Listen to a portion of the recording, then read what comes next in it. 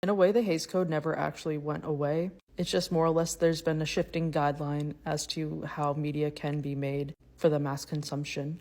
So the Hays Code was in place from like the early 30s to the late 1950s. And in simplified terms, the general principles being that the films made weren't going to lower moral standards of those who see it and show correct standards of life and no violations of law, natural or human.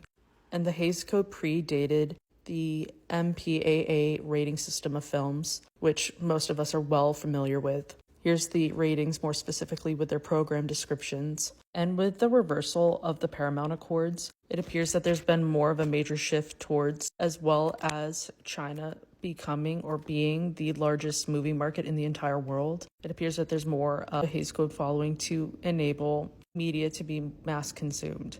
And here are some examples. Every once in a while, someone brings up the atrocity of casting Russian-American Natalie Wood as Maria in West Side Story when she is clearly not a Latina in any way, shape, or form, but failed to acknowledge that at the time, post the decline or the removal of the studio system, the international box office was a major factor in films being profitable. I can't find the actual article, but there's evidence out there. So, in short, Natalie Wood was cast in West Side Story because she was a profitable name.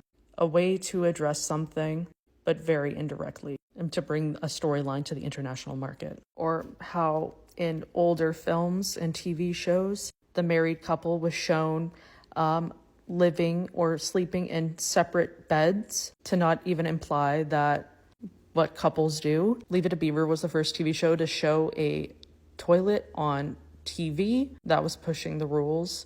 And one of the more notable ones was when Lucille Ball was pregnant while filming I Love Lucy.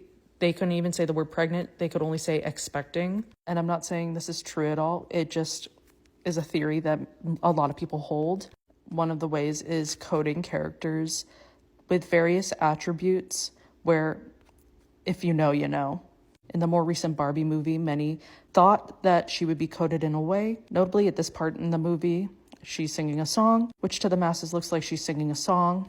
The song has no particular relevance, but it's Closer I Am to Find by the Indigo Girls. Or this one Vogue article drawing attention to the shoes that Barbie is wearing, and they are Birkenstocks. But one thing that was really interesting, maybe it's just solely marketing, but if you remember how in E.T., Reese's Pieces were heavily featured in the film, the same could be said for Chevrolet. This particular model is a 1956 Corvette, and Barbie is well known to have a Corvette. But if you're familiar with the lore of Barbie, Barbie came onto the toy scene in 1959. Her first car was a 62 Austin Healey, a convertible, but the first Barbie Corvette didn't appear until the mid-70s. But in 1989, Barbie had a 57 Chevy. And if you're familiar with 1950s Chevy or Chevrolet, from the late 50s to early 60s, Dinah Shore had her own show that was sponsored by Chevy. And if you're unfamiliar with Dinah Shore, she was a singer, actress. She also had a talk show. Dinah Shore was also a very avid golfer, so much so that the LPGA, a championship, was originally called or coined after Dinah Shore, and she continued to present it up until her death, but it was held in Palm Springs, and due to the amount of women who were very into golf at the time, built a following. And then there was the people who just came to the event solely to be around queer women.